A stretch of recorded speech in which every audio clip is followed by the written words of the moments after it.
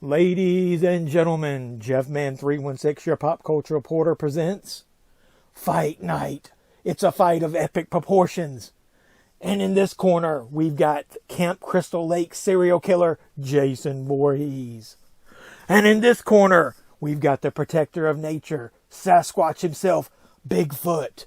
All presented to you by Jason Pitts, the writer and director of Voorhees Night of the Beast. This is going to be a fight you won't want to miss. So what are we waiting for? Let's get into my review of Voorhees Night of the Beast. Let's go.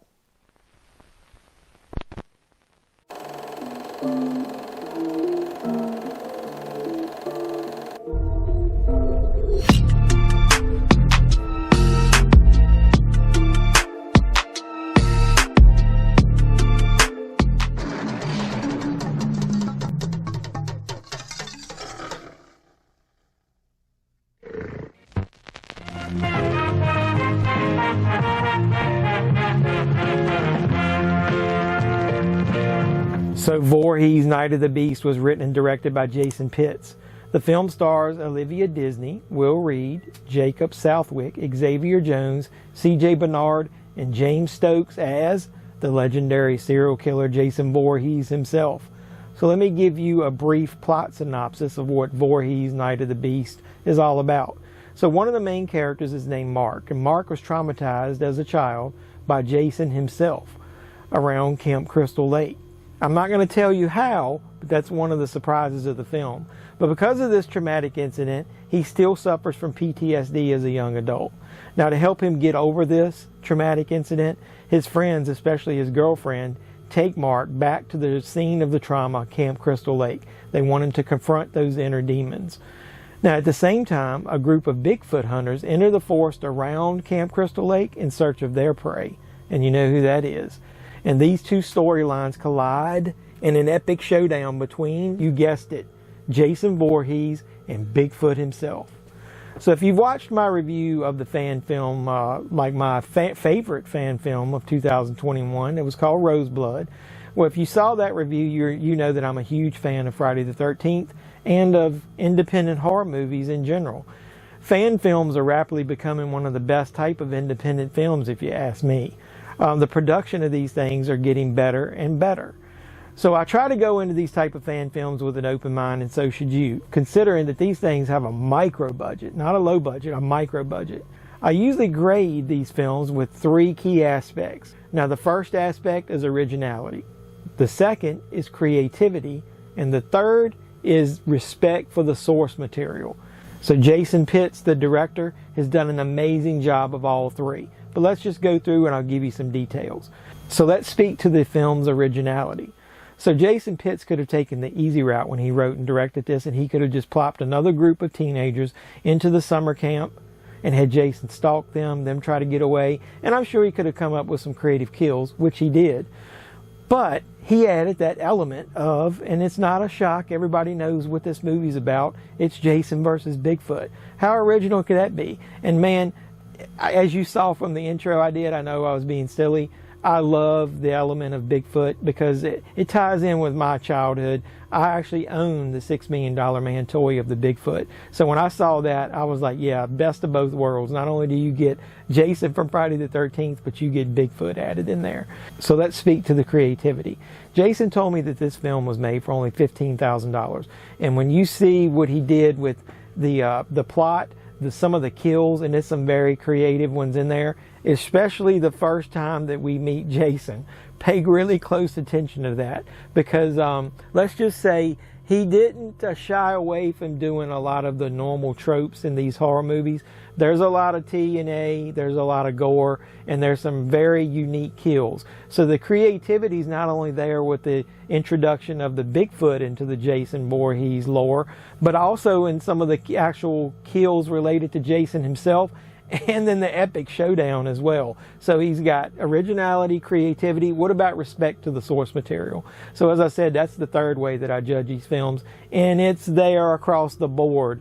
Not only did he weave some of the characters from the previous films into this, but this movie ties directly into the plot points of 6, 7, 8, and even plant seeds for what happens in Jason Goes to Hell. Now, obviously, this is non-spoiler. I'm not going to mention that, but I'll just say this. Jason goes all out here. Jason Pitts, that is. He even includes aspects from other horror-related franchises. I'm definitely not going to spoil it, but there is a lot of little Easter eggs in here. You need to really pay attention to the full hour runtime.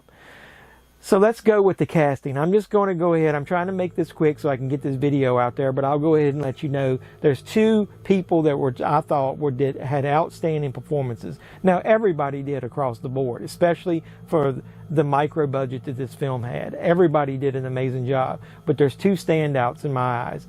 First, Alivea Disney. She was already a favorite of mine because, as you saw maybe in one of my last live streams, I mentioned Jason Pitts' film Masquerade. I'm going to do a review of that film, and I was actually in the middle of writing it when Jason presented this opportunity to review this film. She's amazing in that, and this carries over into this film. Sleep medicine's not working. He wakes up every single night screaming. And all I know is it's about Crystal Lake, and Crystal Lake is only 4 hours away. She is a tremendous actress, and there's no way that eventually she's not going to end up in something mainstream that it's going to be amazing just because of her performance. But secondly, one of the key elements of any Friday the 13th film, whether it be a fan film or a theatrical produced film, is Jason himself. And I think James Stokes does an amazing job as Jason in this. Ready? Let's do it. What are you waiting on? Just fucking do it! I deserve it! Do it, motherfucker! He didn't just take Kane Hodder's performance and copy that. To me, it's like a good mesh of several different versions of Jason rolled into one. So with that being said, let's talk about the epic showdown. And I'm not going to spoil it, and I'm not going to go into details and then tell you how it ends. But let's just say it is spectacular. And those two people that played Jason and Bigfoot in the final showdown, they go all out, and I'm telling you, they make that fight look as realistic as possible, and there's some pretty epic moments in there that are not to be missed if you're a Friday the 13th fan or just a horror fan in general. So Voorhees Night of the Beast could get nothing but an on fire rating from me. If you're a fan of horror movies or independent films, or just want to go into a movie and have some fun, you can't find a better way to spend an hour. So check out Voorhees Night of the Beast. So how are you going to enjoy this film? Jason wanted me to share some of the screening dates and times for this thing. So Jason wanted me to let you know that the first screening that you can see Voorhees Night of the Beast on the big screen is at the NWA screening today, June 11th at Farm Studios in Arkansas, and I've got the link down below. And then there's two more opportunities that you can see this great film. Sunday, June 12th at 5 p.m. at the Harrisburg Community Center in Arkansas, and tickets there are $10 as well. And then you can see it June 16th at the Malco Jonesboro Town Cinema in Jonesboro, Arkansas, and the tickets there are $10 as well. So three big chances right there to see this on the big screen. So there's one final way Jason wanted me to let you know that you can enjoy Voorhees Night of the Beast. If you're not able to go to any of the actual screenings, you can go online on June 13th at 6 p.m. on the Amityville Horror Podcast channel, and he's going to be joining the cast and crew to celebrate this fan film, and you can watch it with them at the online premiere on their YouTube channel. And so I'll have a link to that down below as well.